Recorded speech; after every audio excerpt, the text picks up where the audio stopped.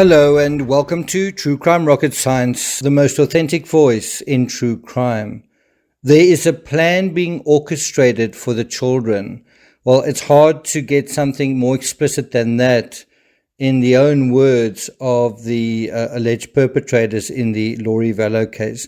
There are texts like, from Chad, "Do you want me to cause pain yet?" And from Laurie, "I placed a spiritual virus entirely." So we into the 6th week in the Laurie VALLOW case, and the state have thus far called one short of 60 witnesses. Today, and I think this is trial day 19, former FBI Special Agent Doug Hart is on the stand. According to KTVB7, on July 21st, 2019, so just 10 days after Charles's death, Chad texted Laurie that she's a goddess and she had an undeniable sexual chemistry.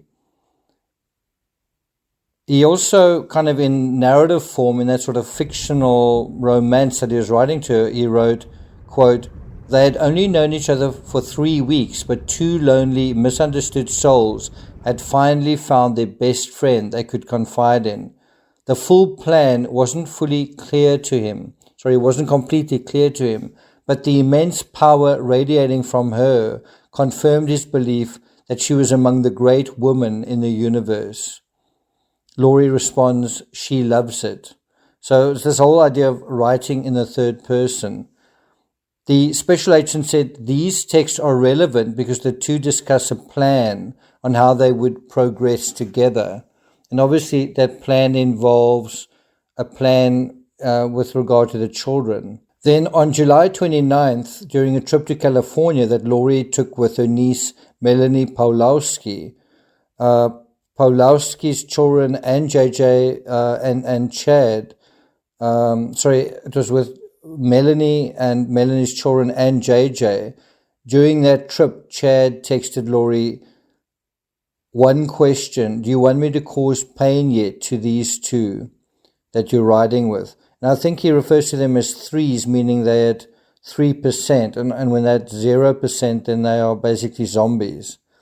So that is from Chad. "Do you want me to cause pain yet to those two?" Laurie responds, "Probably hold off on them until we arrive. They'll be a mistake to deal with. But I'll text you if they start acting up and we can zap them." "Sounds great," Chad texts back. "Yes, if they're going to act up, we'll at least give them a reason to scream. I love, cherish, and adore you. The wonderful memories keep coming back. You are mesmerizing. Raphael is one lucky guy." It's pretty sickening stuff. I mean, look at those words, "we'll at least give them a reason to scream." There's also a massive text stream on around about the 10th of August. Actually the 7th, 8th, and 10th. But before we get to that, if you haven't subscribed to the channel, please do. Like, share, leave a comment. You can also hit the thanks button, and let's get started. So before we get to the 8th to 10th, 7th to 10th text messages, let's deal with July 30th. Chad Daybell texts Laurie, "I got the inspiration to go back to my original death percentages that helped us track Charles. Tammy is very close. Her percentage has fallen steadily since Hiplos left. It is encouraging." Laurie responds, "What is the percentage now? What about JJ's too?" "Tammy is at 3, JJ is at 2. Both are being heavily shielded to stop intruders." Laurie then asks, 2 and 3%, not 0? Chad says he will explain later. Laurie texts back, "Okay, still feeling hot for you." Chad then responds, "Yes, we might need to release a little steam when we talk." Anyway, this is the chart that shows what percentage mortals are still in their body. It worked for my friend's wife who died, my neighbor, George Bush, Stan Lee, etc. This afternoon, Tammy said she felt lightheaded. It's pretty sickening stuff, just this fiction and the way that it is code for other things. Anyway, here, nearing the conclusion of the state's case, we're introduced to yet another bombshell in the form of a massive text thread as KTVB7 refers to it. And it's, as I say, dated 7 to 10 August, about a month before Tylee's murder and a month after Charles was shot dead by Laurie's brother. So on August 7th, 2019, Alex sends a photo of Chad standing next to a photo of Jesus to his sister Laurie. Within this thread, they discuss a plan to take care of the children. Then Chad sends a photo of Alex standing next to a photo of Jesus with the caption, "Two exalted beings." He sends this photo to Laurie. That day, Laurie texts Chad, "I love you. Taking Braxy home now. I'll check on her." She sends a follow-up text, "She's asleep. She put a bunch of holes in the walls and doors, definitely had demons helping her, probably 1,000. We are both so tired of taking care of demons. We are weary. Please ask the Lord to take them. Not take care of them, take them." What do you think that means? Ask the Lord to take them. The August 10 text is preceded by an ominous text 2 days earlier alluding to a fight between Chad and Laurie. So on August 8th, this is the content. "The angels are angry, you are ignoring me. I'm not trying to manipulate you. To respond, I understand you need your space. But the protection I built around your house is gone. I love you and don't want you getting attacked." That's Chad's text to Laurie. Chad says if she replies with a thumbs up emoji, then her protection will be restored. That is pretty manipulative, wouldn't you say? Like, if you text the following, then you will be okay, kind of thing. And so Laurie texts him later that night that she loves him. Now we go to August 10th, 2019. Laurie VALLOW, "Please check JJ. He just woke up saying crazy stuff and won't go back to sleep. He's talking to Blake. It's weird." Chad, "JJ is still JJ. I'm told his spirit recognizes Blake as evil and is unsettled by him." Chad, "Hey, my love, how is JJ now?" Laurie, "He's better. He was just up talking nonsense for like 2 hours last night. I'm sure they were bugging him. Is he at 0 yet? I miss you." Chad, "Yes, he's at 0. He probably was partly through the veil, talking to people both light and dark." Laurie, "Maybe he was just talking to the real Blake." Chad, "Yes, that was the real Blake." It's interesting how Chad seems to be telling Laurie what he thinks she probably wants to hear. It's a case of the blind leading the blind, isn't it? Anyway, then Laurie says, "Do you think there is a perfectly orchestrated plan to take the children? We just have to wait for it to be carried out. I feel lost, like I should be doing something to help." That sounds like she's saying, I feel like I should be doing something to help along a perfectly orchestrated plan to take the children.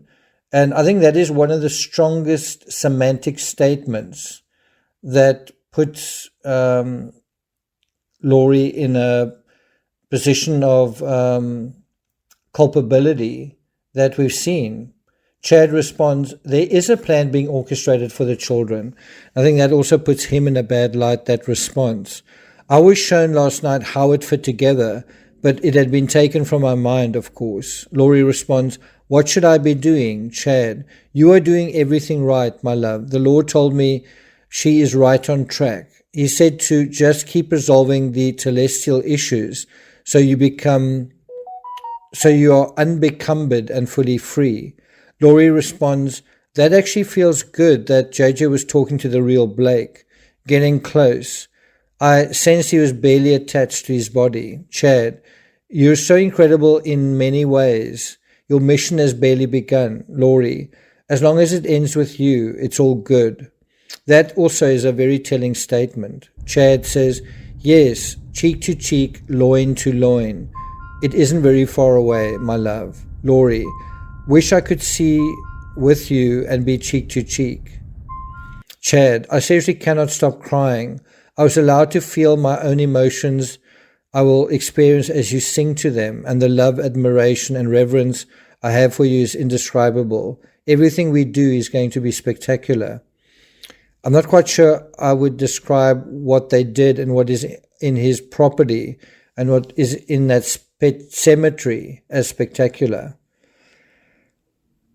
Laurie responds, I can't wait, literally can't wait. I have no patience. I want you now. Chad, I'm certainly your biggest fan. I love you, Lily. Hold on, sweet angel. We are so close to the finish line. Laurie says, I'm trying. Chad, we'll make it.